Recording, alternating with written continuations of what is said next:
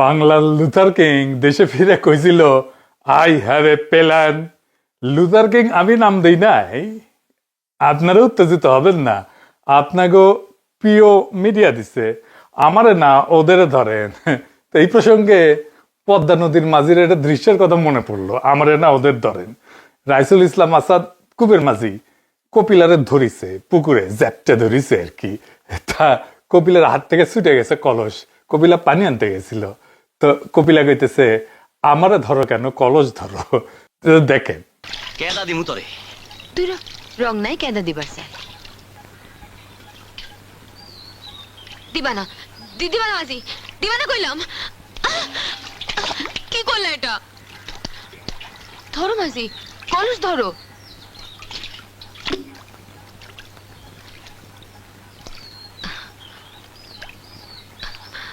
আমারে ধরো কেন, কলস ধরো। তো তারেক রহমানকে বাংলার লুথার কিং দেখলে মানব জমিনের মতি বাইরে ধরবেন, হামাক না। যাই হোক, এখন একে একে প্ল্যান বেড়া হইতেছে। বিএনপি মেলা টাকা পয়সা খরচা করে প্ল্যান করিচ্ছে। আমরা প্রত্যেকটা প্ল্যান বিশ্লেষণ করে দেখবো, আর দেখবো আসলে এই প্ল্যান কেঙ্কা তারেক রহমানের দলের লোকেরা প্ল্যান করবার পারে কিনা। প্রথমে এটা স্বাস্থ্য নিয়ে প্ল্যান দেখি। বিএনপি কইতেছে তারা ক্ষমতা নেওয়ার প্রথম 180 দিনে কি করবি, কোনো বানানো কথা না, তাদের কথাই, তাদের তৈরি ভিডিওই দেখি, আসেন দেখি। বিএনপি জনগণের ভোটে নির্বাচিত হলে প্রথম 180 দিনের মধ্যেই চালু করবে United national health care solution. এটি একটি এআই নির্ভর ডিজিটাল হেলথ রেকর্ড সিস্টেম, যা নাগরিক স্বাস্থ্যসেবার কাঠামোকে আধুনিক করবে। সবার জন্য স্বাস্থ্য নিশ্চিত করতে নাগরিকদের জন্মকাল থেকেই চিকিৎসা ও স্বাস্থ্য তথ্য প্রযুক্তিগতভাবে সংরক্ষণ করা হবে। এতে শহরে কিংবা গ্রামে যে কোনো সময়ে হাসপাতালে গিয়ে দ্রুত চিকিৎসা পাওয়ার পথ সহজ হবে। United national health care solution হবে রোগী, পরিবার ও চিকিৎসকদের জন্য সমন্বিত প্রযুক্তিগত স্বাস্থ্য সুরক্ষার ভিত্তি। দেখেছেন, তারা কইতেছে BNP United national health care solution দিবি। ইংরেজি যেহেতু কইছে, ঠিকই কইছে, তাই না? এটা এটা এআই, এআই মানে আর্টিফিশিয়াল ইন্টেলিজেন্স, মানে কৃত্রিম বুদ্ধিমত্তা। মানে আমাদের বুদ্ধি চলে না আর কি, আর্টিফিশিয়াল লাগে আর কি। এই যে এআই নির্ভর ডিজিটাল হেলথ রেকর্ড সিস্টেম, যা নাগরিক স্বাস্থ্যসেবা কাঠামোকে আধুনিক করবে। সবার জন্য স্বাস্থ্য নিশ্চিত করতে নাগরিকদের জন্মকাল থেকেই চিকিৎসা, নাগরিক তথ্য প্রযুক্তিগতভাবে সংরক্ষণ করা হবে। এতে শহরে বা গ্রামে হাসপাতালে দ্রুত চিকিৎসা পাওয়ার পথ সহজ হবে। রোগী, পরিবার এবং চিকিৎসকদের জন্য সমন্বিত প্রযুক্তিগত স্বাস্থ্য সুরক্ষার ভিত্তি হবে এইটা। বুঝি চাও, ওই ইংরেজি বাংলা মিলে এত কঠিন করে কইছে, হাঙ্গারের মতো মুখশুক্ষের জন্য এটা বোঝা মুশকিলই আছে। যাই হোক, এটাই ছিল ওই ভিডিওতে, তাই না? আপনি তো দেখলেন। তো আপনি গুগল করে বা নেট সার্চ করে অতিরিক্ত তথ্য পাইবেন না, তাই এইটুকু নিয়ে মূল্যায়ন করি আপাতত। আমরা এটা ধরেই নিতে পারি বিএনপির মধ্যে থাকা বেস্ট ব্রেন গুলো, মালগুলা এটা বানাইছে। আমি শিওর কয়েকজন পিএইচডি টিএইচডি মিলে বৈশা করেছে এটা। আমি চিনি কাউরে কাউরে। যাই হোক, তো সেই বেস্ট ব্রেন কেমন মাল পয়দা করে আসেন দেখি। তো প্রথম কথা, এই যে এটা কইছে, এটা কি বিএনপি পারবি 180 দিনে করতে? পারবি না, অসম্ভব, অসম্ভব। ওই যদি 180 দিনে এটা করবার পারে, কান কেটে কুত্তা খেলাম আমি। 6 মাসে ম্যাক্সিমাম যেটা করতে পারে, একটা পাইলট ডিজাইন করতে পারে, এটা সীমিত ট্রায়াল পর্যন্ত যাইতে পারে, তাও এটা করা সম্ভব হবে না কয়েকটা কারণে। পূর্ণ সিস্টেম তো করবারই পারবে না কয়েকটা কারণে। এই প্রস্তাবটা কিন্তু বিশাল বড়। এই প্রস্তাবের মানে হইল দেশের প্রত্যেকটা নাগরিকের জন্ম থেকে মৃত্যু পর্যন্ত চিকিৎসার ইতিহাস, নাগরিক তথ্য, হাসপাতাল, ডাক্তার এবং পরিবার সবাই এক প্ল্যাটফর্মে দেখতে পারবে, এবং আর্টিফিশিয়াল ইন্টেলিজেন্সের সিদ্ধান্ত নেওয়ার ক্ষেত্রে সহায়তা করবে। এটা শুধু সফটওয়্যার না, এটা রাষ্ট্রের হেলথ, সিভিল ডেটার একটা একীভূত সিস্টেম। 6 মাসে কেন সম্ভব না? বাস্তব কারণে। এটা আসেন বুঝে দেখি। এক, আইন ছাড়া ডেটা রাখা যায় না। এমন সিস্টেম চালাইতে হইলে আগে ডেটা প্রাইভেসি আইন লাগবে, কার তথ্য কে দেখবে, এটা স্পষ্ট আইন দরকার। বাংলাদেশে এই লেভেলে স্বাস্থ্য ডেটা আইন এখন নাই, এটা বানানো লাগবে। সময় লাগবে 6 মাস থেকে 1 বছর শুধু আইন বানাইতে। আইন না থাকলে এটা ইউজই করা যাবে না, এটা কাজই শুরু করা যাবে না। ওদের মাথাতেই নাই হেলথ ডেটা প্রাইভেসি আইন লাগবে এটা। এন্ড কইতে পারেন যে আপনি তো দাদা আগের এপিসোডে কইছেন অধ্যাদেশ বানায় আমরা কাজ শুরু করব, আইন পরে করে নিব। হ্যাঁ, এটা একটা সলিউশন হইতে পারে, তাই না? আপনি তো কইছেন সংসদ পাশ হওয়ার আগে অধ্যাদেশ বানায় কাজ করা যাইতে পারে। হ্যাঁ, তাই কইছেন না? হ্যাঁ, ওটা তো এখন নিজের চক্করে পড়ে গেছেন, তাই না? জি না, হ্যাঁ, জি না। কারণ হইতেছে অধ্যাদেশ তো স্থায়ী না, সংসদে পাশ না হইলে বাতিল হয়ে যেতে পারে, সরকার বদলাইলে বাতিল হয়ে যেতে পারে, আদালতে চ্যালেঞ্জ হইলে বাতিল হয়ে যেতে পারে। কিন্তু আপনি যদি এই অধ্যাদেশের উপরে ভর করে নাগরিকের স্বাস্থ্য ডেটা নেন, শিশুদের জন্মকালীন ডেটা নেন, তাইলে তো ডেটা থেকে যাবে, কিন্তু আইন থাকবে না। এটাই সবচেয়ে বড় বিপদ। স্বাস্থ্য ডেটা রোল ব্যাক করা যায় না, মানে কলার মতো এটা ছুলে ফেললে আর বুঝে দেওয়া যায় না, বুঝছাও? একবার যদি বলা হয় যে ডেটা জমা দেন, তারপর অধ্যাদেশ বাতিল হয়ে গেল, তো ডেটা কি মুছে যাবে? আর ডেটা কি ওই জায়গায় থাকে? কতজন নেয় না উডি থেকে? আপনি কাউরে যদি ছবি পাঠান, এরা ভালোবেসে যদি কাউরে ছবি পেটে দেন ইনবক্সে, ওই ছবি কি ওই রাখে? ওই কতজনের ফরওয়ার্ড করে আপনি দেখেন। তো সেই জন্যেই আপনি যেটা দিবেন ওইটি ডেটা, ওই ডেটা থেকে যাবে। কলা একবার ছুলে গেলে আর পরে যেমন বুঝাই দেওয়া যায় না, সেরকম ডেটা একবার নিয়ে ফেললে আপনি নিয়ে ফেলেছেন। এই কারণেই উন্নত দেশগুলোতে স্বাস্থ্য ডেটা আইন আগে সংসদে পাশ হবে, তারপরে কাজ শুরু হবে, তার আগে না। তাই এইটা 6 মাসের আগে শুরুই করতে পারবে না, প্রথমে 100 দিনে শেষ করবি কেমন করে? মানে কি অবস্থা! আর কি হাসপাতালের তো অবস্থা কি? এটা তো কাগজে চলে, তাই না? গ্রামে উপজেলা অধিকাংশ হাসপাতালে এখন কাগজে প্রেসক্রিপশন, কম্পিউটার থাকলো ভাঙা, বিদ্যুতের সাপ্লাই নাই, ইন্টারনেট এআই তো দূরের কথা, ডিজিটাল রেকর্ড রাখার লোকই নাই। আর এআই তো পরে, আগে ডেটা লাগে, তারপরে এআই। এআই কাজ করে পুরনো পরিষ্কার স্ট্যান্ডার্ড ডেটার উপরে। বাংলাদেশের ডেটা এখন ফ্র্যাগমেন্টেড, বিভিন্ন জায়গায় ছড়ে ছিটে আছে। আপনার আপনার বাংলাদেশের মানুষের তথ্য তো এক জায়গায় নাই, মেলা জায়গায় ছড়ে ছিটে আছে। তারপরে ফাঁকা আছে, অনেক জায়গায় ডেটা ফিল্ড পূরণ করার নাই।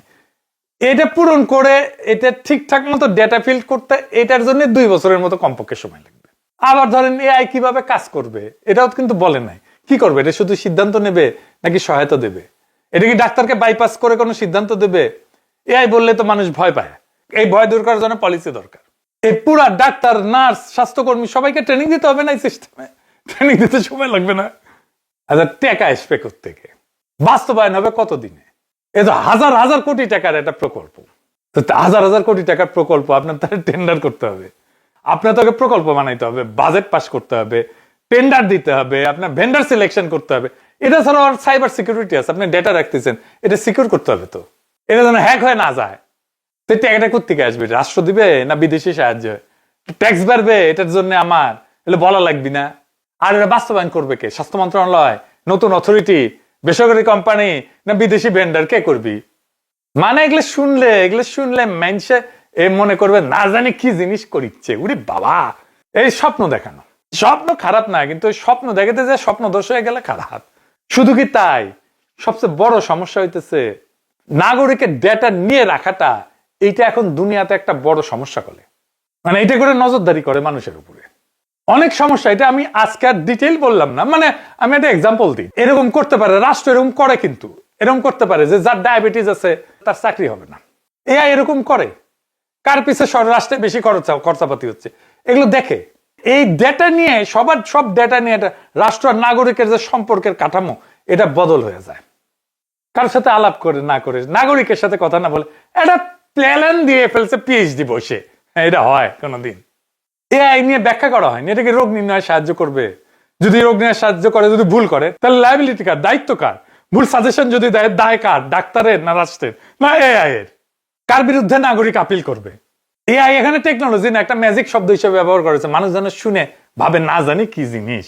এটা পলিসির ভাষা না, এটা সেলসম্যানের ভাষা। বিক্রি করতে আসছে, সেলসম্যানগিরি করতে আসছে। সবচেয়ে বিপজ্জনক দিক হচ্ছে ডেটা সিকিউরিটি নিয়ে কোনো কথা বলেনি। বাংলাদেশে তো জাতীয় পরিচয়পত্রের ডেটা লিক হয় না, পাসপোর্টের ডেটা লিক হয় না, সরকারি সার্ভার নিরাপদ, মাঝে মাঝে হ্যাক হয় না। এই অবস্থায় নাগরিকের রোগ, মানসিক স্বাস্থ্য, পারিবারিক ইতিহাস এক জায়গায় রাখার কথা বলা মানে রাষ্ট্রীয় স্কেলে ডেটা বিপর্যয়ের একটা রেসিপি লিখতেছে।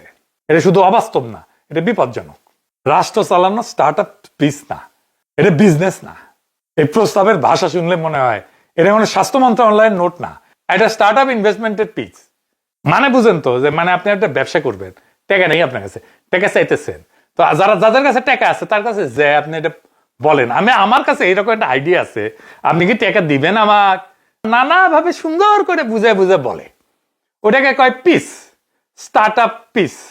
এটা শিখায়, বিজনেস স্কুলগুলোতে শিখায় যে কেমনে এটা করে টাকা বের করতে হবে, বুঝছাও? তো এটা স্টার্ট আপ পিস হয়েছে, যে কেমনে আপনার ভোটটা বের করবি, বুঝছাও? এআই, ডিজিটাল, ইউনিফাইড, এই শব্দগুলো খুব আধুনিক শোনায়, স্মার্ট শোনায়, মধ্যবিত্তকে ইমপ্রেস করে, এই সমস্ত খুব সেক্সি শব্দ। তাই এটা নীতির প্রস্তাব না, এটা ইমেজ ম্যানেজমেন্টের কৌশল। এই প্রস্তাব বাস্তবায়নযোগ্য না, আইনসম্মত না, প্রশাসনিকভাবে অপরিণত এবং অনাবশ্যক। এটা কোনো কাজে আসবে না। শুধু তাই না, এটা নাগরিকের জন্য ঝুঁকিপূর্ণ।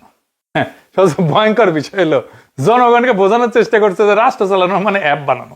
এরকম তারেক রহমানের প্রচুর এরকম পরিকল্পনা দেখবেন, অ্যাপ বানাবো, অ্যাপ অ্যাপ আর অ্যাপ আর অ্যাপ। রাষ্ট্র চালানো অ্যাপ বানানো না, এই দুটো এক জিনিস না। আচ্ছা, এইবার আসেন আরো ভয়ঙ্কর কথা, কি যেটা সব নাগরিকের ডেটা থাকবে, তাই কেছে না? তার মানে আর্মির ডেটা থাকবে। Unified national health care solution মানে তো সব নাগরিক এক সিস্টেমে, এনে সমস্যা। রাষ্ট্রে তো কিছু ডেটা ইউনিফাইড হয় না, বিশেষ করে army, intelligence, paramilitary, police, special unit, এগুলোকে সিভিল ডেটার সাথে একসাথে নিচে আনা যায় না। এটা আনলে রাষ্ট্রের আভ্যন্তরীণ স্তর ভেদ যেটা আছে এটা ভেঙে যায়। আর্মির স্বাস্থ্য ডেটা এটা জাতীয় নিরাপত্তা ডেটা। একজন সৈনিকের ক্ষেত্রে স্বাস্থ্য ডেটা মানে শুধু ব্লাড প্রেশার, ডায়াবেটিস, এটা না, হাইট, ওয়েট, এটা না, আমার জ্বর হয়েছে, সর্দি হয়েছে, এটা না। এর মানে হইতে পারে শারীরিক সক্ষমতা, অপারেশনাল ফিটনেস, এইগুলো একটা রাষ্ট্রের যুদ্ধ ক্ষমতার সূচক। আসেন আসলে দেখে নেই একটা আর্মির স্বাস্থ্য ডেটা লিক হইলে কি কি ডিজাস্টার হইতে পারে। এটা আর্মির ভাইরা, সৈনিক ভাইরা, জুনিয়র অফিসাররা আপনারা খুব ভালো করে দেখবেন যে আপনার স্বাস্থ্য ডাটা রাষ্ট্রের সার্বভৌমত্বের সাথে কিভাবে যুক্ত। সৈনিকের শারীরিক সক্ষমতা এটা হচ্ছে একটা সাইলেন্ট ফিজিক্যাল ইন্ডিকেটর। এগুলো সরাসরি যুদ্ধের কথা বলে না, কিন্তু যুদ্ধ সক্ষমতা বোঝায়। ধরেন বডি মাস ইন্ডেক্স, মানে তার কি স্থূলতা আছে, শরীরে কি বেশি চর্বি আছে। তার যদি বেশি চর্বি আলা সৈনিক বেশি থাকে, তার মানে সেনাবাহিনীর ফিটনেস স্ট্যান্ডার্ড ঢিলা হয়ে যাইতেছে। হার্টের রোগ, শ্বাস প্রশ্বাসের রোগ, লাং ফাংশন, এটা দেখে বোঝা যায় যে অনেক উঁচুতে উঠে অপারেশন করতে পারবে, পাহাড়ে উঠে দীর্ঘ অপারেশনে টিকে থাকতে পারবে। ক্রনিক ফ্যাটিক সিনড্রোম বলে একটা রোগ আছে, এটা যদি থাকে তাহলে ওই সেনাকে, ওই সৈন্যকে দীর্ঘমেয়াদে মোতায়েন করা যাবে না। স্লিপ ডিসঅর্ডার যদি থাকে, ঘুমের যদি সমস্যা থাকে, তাহলে নাইট অপারেশনে তাকে দেওয়া যাবে না, অ্যালার্টনেস লেভেল কমে যাবে। তারপরে রোগ ভিত্তিক যুদ্ধ ক্ষমতার সূচক তো আছেই, এগুলো দিয়ে পুরা বাহিনীর এটার শক্তি কেমন, কতদিন ধরে দম ধরে রাখতে পারবে, এটা বোঝা যায়। যেমন ডায়াবেটিস, প্রি ডায়াবেটিসের হার কেমন, হাইপার টেনশন কেমন, যদি অ্যাজমা থাকে, রেসপিরেটরি ইলনেস থাকে, তাহলে সাডেন এক্সারশন মানে হঠাৎ করে দৌড় দেওয়া, কমব্যাট স্ট্রেস যেটা, এইটাতে টলারেন্স তার কম থাকবে। ধোয়া, গ্যাস, পাহাড়ি যুদ্ধে এখানে যে সে ভালো করে যুদ্ধ করতে পারবে না। যদি মানসিক বা স্নায়বিক কোনো রোগ থাকে, এটা ভয়ঙ্কর, কারণ মনোবল এবং সিদ্ধান্তকে প্রভাবিত করে। ডিপ্রেশন আছে কিনা, অ্যাংজাইটি আছে কিনা। যুদ্ধকালে যদি সিদ্ধান্তহীনতা থাকে, বাহিনীর যদি চাপ সহ্য করার ক্ষমতা থাকে দুর্বল থাকে, তাহলে সে তার রাগ, ক্ষোভ এগুলো ম্যানেজ করতে পারে না ঠিক মতো, সিভিলিয়ান হার্ম করে ফেলবে, ডিসিপ্লিন ব্রেক করে ফেলবে এবং আত্মহত্যার ঝুঁকি থাকবে। তারপরে ওই বাহিনীর আমার ইনজুরি প্যাটার্ন কি, কোথায় মূলত ইনজুরি হয়, একক ইনজুরি না, প্যাটার্নটা বিপজ্জনক। কোন ইউনিটে যদি রিপিটেড ইনজুরি হয় কোন একটা স্পেসিফিক জায়গায়, তাহলে কি হইতে পারে? ধরেন তার ট্রেনিং এর সমস্যা আছে, বা আমার সৈনিককে আমি বেশি বেশি কষ্ট দিচ্ছি, বেশি সময় রাখতেছি। যদি হাড় বা জয়েন্টের যদি কোনো সমস্যা থাকে, তাহলে আমার ইনফ্যান্ট্রি, পদাতিক বাহিনীর যে রেডিনেস, যে কত দ্রুত আমি মোতায়েন করতে পারবো, কত দ্রুত আমি মার্চ করাইতে পারবো, এইটা কমে যায়। তারপরে ধরেন রিকভারি টাইম অ্যাভারেজ, যে একজন আমার সৈনিক একটা অসুস্থ হইলো বা আঘাতপ্রাপ্ত হইলো, কত সময়ের মধ্যে সে আবার যে ফাইট করতে পারবে, রিপ্লেসমেন্ট সাইকেল কত দ্রুত। যদি আমি তাড়াতাড়ি রিকভার করি, তাড়াতাড়ি মোতায়েন করতে পারি, তাহলে আমার যুদ্ধ সক্ষমতা বেশি। যদি দেরি হয়, তাহলে আমার যুদ্ধ সক্ষমতা কম। বোঝা গেছে? তারপরে ধরেন মেডিকেল লিভ, মেডিকেল লিভের ফ্রিকোয়েন্সি কেমন, কতগুলো মেডিকেল লিভ নেয় আমার সৈনিকেরা, কতগুলো নেয় জেনারেলরা, কতগুলো নেয় অফিসাররা, কতগুলো নেয়। তারপরে ধরেন মেডিসিনের কনজামশন প্যাটার্ন, কি ধরনের ওষুধ খায় তারা, কোন ধরনের ওষুধ খায়, স্ট্রেসের ওষুধ খায় বেশি, ব্যথার ওষুধ খায় বেশি। আর যদি জেনেটিক ডিজিজ ওর মধ্যে থাকে, তাইলে তো বুঝেই গেছেন যে বুঝে যাবে যে ভবিষ্যতে এই জাতির কপালে কি আছে, আসলে সোলজার করার মতো লোক পাবে কিনা। এই ডেটা স্বাস্থ্য না, এটা জনসংখ্যাগত যুদ্ধ বিশ্লেষণ। তারপরে ধরেন যে হেলথের কারণে আর্লি রিটায়ারমেন্ট হচ্ছে কিনা, শত্রু রাষ্ট্র এটা দেখবে না যে ওই সোলজার অসুস্থ কিনা, এটা দেখবে না স্পেসিফিক সোলজার, তাদের দরকার এই বাহিনীর গড় সক্ষমতা কত। এইটা ধরতে পারলেই ওইটা দেখে যুদ্ধের সময় নির্বাচন করবে, কৌশল নির্যাতন করবে এবং সাইকোলজিক্যাল ওয়ারফেয়ার সবই করতে পারবে। মানে ধরেন আমি একটা ছোট্ট এক্সাম্পল দিই, আমি যদি ওই ডেটা পেয়ে দেখি যে আমার আর্মি একটা নির্দিষ্ট সময় বেশি রোগাক্রান্ত হয়, আমি তো ওই সময় অ্যাটাক করবো, তাই না? বুঝে গেছে আমার কথা? যদি আমি জানি যে বাংলাদেশ সেনাবাহিনীতে হাসপাতালগুলোতে সবচেয়ে বেশি সংখ্যক রোগী আসে জুন জুলাই মাসে, ওই সময় তারা অসুস্থ থাকে বেশি, হইতেই পারে, বা হইতে পারে মার্চ এপ্রিল মাসে, বা হইতে পারে নভেম্বর ডিসেম্বর মাসে, কোন মাসে সবচেয়ে বেশি রোগাক্রান্ত থাকে আমার সোলজার, তাইলে আমি কি করব? ওই সময় অ্যাটাক করবো তো শত্রু হইলে। এআই তো প্যাটার্ন খোঁজে, ফলে এআই বের করতে পারবে আমাদের সেনাদের গড় শারীরিক সক্ষমতা কেমন, যুদ্ধ ক্ষমতার অনুমান করতে পারবে, লম্বা যুদ্ধ টানার কৌশল ঠিক করতে পারবে, মনোবল দুর্বল করার প্রোপাগান্ডা বানাইতে পারবে। এই ডেটা শত্রু রাষ্ট্রের কাছে সবচেয়ে মূল্যবান, ব্যক্তিগত ডেটা না। স্ট্যাটিস্টিক্যাল যুদ্ধ ক্ষমতা এভাবেই ফাঁস হয়ে যায়। এই ডেটা যদি ফাঁস হয়ে যায়, ডেটা যদি লিক হয়, আমার আর্মির স্বাস্থ্য ডেটা, তাহলে যুদ্ধের আগে আধা হায়ার হয়ে যাবে। এই কারণে পৃথিবীর কোথাও আর্মির ডেটা সিভিল সিস্টেমে রাখা হয় না। ওদের জন্য থাকে আলাদা সার্ভার, আলাদা আইন, আলাদা সাইবার সিকিউরিটি, অনেক সময় অফলাইন থাকে। বিএনপির এই প্রস্তাবে বলা হয়েছে আর্মির ডেটা থাকবে কিনা, থাকলে আলাদা হবে কিনা, কে অ্যাক্সেস পাবে, কে দেখতে পারবে, যুদ্ধকালীন কিভাবে এই ডেটাটাকে ম্যানেজ করা হবে, এই ব্যাপারে কবি নীরব। এই নীরবতাই সবচেয়ে ভয়ঙ্কর। রাষ্ট্র চালাতে গেলে কিছু ডেটা থাকে যেটা উন্নয়নের না, যেটা গোপন থাকার জন্য। এই পার্থক্য না বোঝা মানে রাষ্ট্র বনাম অ্যাপের ফারাক না বোঝা। সিভিলিয়ান স্বাস্থ্য ডাটা লিক হইলেও এটাও বিপর্যয়, রাজনৈতিক বিপর্যয়। আর আর্মির স্বাস্থ্য ডাটা লিক হইলে এটা রাষ্ট্র বিপন্ন হয়ে যাবে। এই কারণে এই ধরনের ইউনিফাইড সিস্টেম নিয়ে কথা বলার আগে আর্মি, সিকিউরিটি, ডিফেন্স, ডেটা একেবারেই আলাদা করার কথা না বললে ওই প্রস্তাবকে দায়িত্বশীল প্রস্তাব বলা যায় না। এই প্রস্তাবকে কোনো বুদ্ধিমান মানুষের প্রস্তাব বলা যায় না। এই প্রস্তাবকে কোনো রাষ্ট্রনায়কের প্রস্তাব বলা যায় না। এই প্রস্তাবকে কোনো রাজনৈতিক দলের প্রস্তাব বলা যায় না। এটা কোনো টেকনিক্যাল প্রশ্ন না, এটা একটা সার্বভৌমত্বের প্রশ্ন। এই ডেটার অ্যাক্সেস কে পাবে, কে কখন দেখবে? এই সিস্টেমে স্বাভাবিকভাবে থাকবে ডাক্তার, হাসপাতাল, admin, software operator, third party vendor, সবাই। তো একজন সিভিল ডাক্তার কি জানবে যে অমুক সৈনিক পোস্ট ট্রমাটিক স্ট্রেস ডিসঅর্ডারে ভুগতেছে? একজন আইটি অপারেটর কি দেখতে পারবে কোন ইউনিটে ইনজুরি বেশি? আমি তো স্বাস্থ্য মন্ত্রণালয়ের কাছে আর্মির হেলথ ডাটার অ্যাক্সেস দেব না, নিতেও চাইবো না। আপনি এই ডেটাবেজে রাখলেন আর্মির ডেটা, সেই ডেটা লিক হইল, উইকিলিক্সে গেল, তারপর দেখা গেল অমুক জেনারেলের ক্যাঙ্কা হবি ব্যাপারটা। হ্যাঁ, রাষ্ট্রের প্রতিরক্ষা, নাগরিক স্বাধীনতা আর স্বাস্থ্য, এই তিনটাকে এক ডেটাবেজে ফেলা মানে উন্নয়ন না, এটা আত্মঘাত। জামাই কোটার বুদ্ধিজীবী কইছিল জামাতের কোনো ফেলার নাই। জামাত ইসলাম যদি সরকারে আসে তাহলে অর্থমন্ত্রী কি হবে? আপনি যে কোনো জামাত ইসলামের লোককে জিজ্ঞেস করেন, পাবলিক ভিশন এগুলো নাই। জি, 11 দলীয় জোট ক্ষমতা আসলে কি করবে তা খুব সলিড পরিকল্পনা আছে। বিএনপির প্রত্যেকটা পরিকল্পনা ত্রুটিপূর্ণ, অনাবশ্যক, মাথামোটাদের মাথা থেকে বাড়াইছে। 11 দলীয় জোটের পরিকল্পনা grounded in solid problem identification. বিএনপির ডাক্তারেরা জানেই না বাংলাদেশে মানুষের স্বাস্থ্যের সমস্যাটা কি। এখন অনেকে কইবেন দাদা সমস্যাটা কি আপনি কয়া দেন। এটা কোনো রকেট সায়েন্স না। বামেরা যেমন স্লোগান দেয় না ঢাকা বিশ্ববিদ্যালয়ে, তুমিও জানো আমিও জানি, জামাত শিবির পাকিস্তানি। ছাত্র শিবির পাকিস্তানি, তুমিও জানো আমিও জানি, সাদিক কায়েম পাকিস্তানি, তুমিও জানো আমিও জানি, সাদিক কায়েম পাকিস্তানি। তেমন আপনিও জানেন আমিও জানি বাংলাদেশের স্বাস্থ্যের সমস্যাটা কি। বিএনপি জানে না। সেটা কি? সেটা হইতেছে চিকিৎসার খরচা আমরা যোগাইতে পারি না, পরিবার নিঃস্ব হয়ে যায়। আমাদের এই নিঃস্বকরণ ঠেকাইতে হবে, এটাই স্বাস্থ্যের 1 নাম্বার প্রবলেম। কিভাবে? বাংলাদেশে ফ্রি স্বাস্থ্যসেবা নিশ্চিত করতে হবে। প্রথমে করতে হবে দরিদ্র মানুষদের জন্য সম্পূর্ণভাবে ফ্রি প্রাইমারি স্বাস্থ্যসেবা, জরুরি স্বাস্থ্যসেবা, মা এবং শিশুর স্বাস্থ্যসেবা, সার্জারি, প্রয়োজনীয় ওষুধ, ডায়াগনোসিস সব ফ্রিতে দিতে হবে। কাদেরকে? যাদের পারিবারিক মাসিক আয় আমার হিসাবে 30,000 টাকার নিচে। কেন 30,000? কারণ হইতেছে বিশ্ব ব্যাংকের আপার পভার্টি লাইন হইতেছে 2025 সালে প্রতি ব্যক্তি মাসিক আয় 3,832 টাকা। তো বাংলাদেশে গড়ে যদি 4 থেকে 5 জন পরিবারের সদস্য হয়, তাহলে আন্ডার পভার্টি হাউস হোল্ড, মানে দারিদ্র সীমার নিচে যে বাসাগুলা, এটাতে মোটামুটি 15 থেকে 20,000 টাকার আশেপাশে তার আয় পড়ে, পারিবারিক আয়। কিন্তু স্বাস্থ্য খরচের ধাক্কা লাগে যারা অত দরিদ্র না কিন্তু দরিদ্র, তাদের উপরও দারিদ্র সীমার একটু উপরে। তাই এইটা 1.5 থেকে 2 গুণ যদি ধরি, 25 থেকে 35,000-এর মধ্যে একটা যৌক্তিক একটা জায়গায় আসে। আর বাস্তবে শ্রম বাজারেও যেমন গার্মেন্টসের ন্যূনতম মজুরি তো 12,500 টাকা, 2 জন উপার্জনকারী হইলেও অনেকের ঘরে 25,000 টাকার মতো আসে। এরপরে কি আংশিক সাবসিডাইজ, যাদের 30,000 থেকে 60,000 টাকা যাদের আয়, তাদের ডাক্তার দেখানো, সার্জারি, ডায়াগনস্টিক, এগুলো সবই ফ্রি।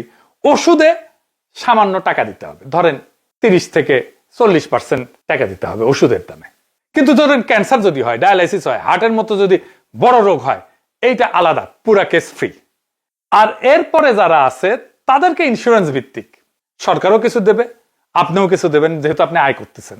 এইভাবে পুরো সিস্টেমটাকে সাজাইতে হবে। এটা করতে 5 বছরের মতো লাগে, কিন্তু একদম দরিদ্র যারা, তাদেরটা করতে 2 বছরের মধ্যে এটা কমপ্লিট করে ফেলা যায়। প্রথম 30,000 যাদের পারিবারিক আয়, প্রফেসর ইউনূসের সরকার এটা চালু করে দিয়ে যেতে পারতো, কিছুই করলো না, খালি বসে বসে আকাম করে।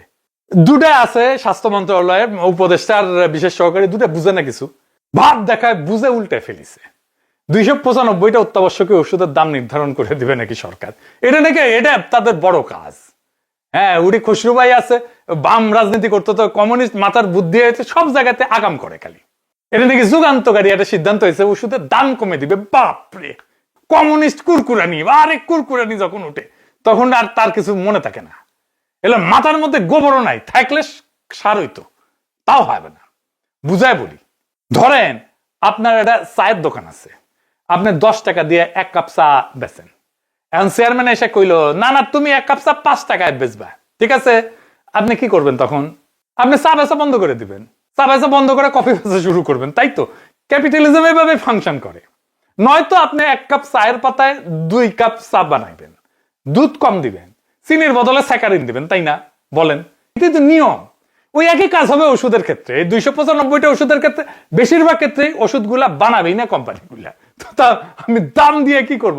আমি দাম এটার ফিক্স করে করবোটা কি? ওষুধ কোম্পানি বানাবে না। হাজার হাজার ওষুধ আছে বানানোর মতো। এটা আবার উপদেষ্টা পরিষদ অনুমোদনও দিচ্ছে।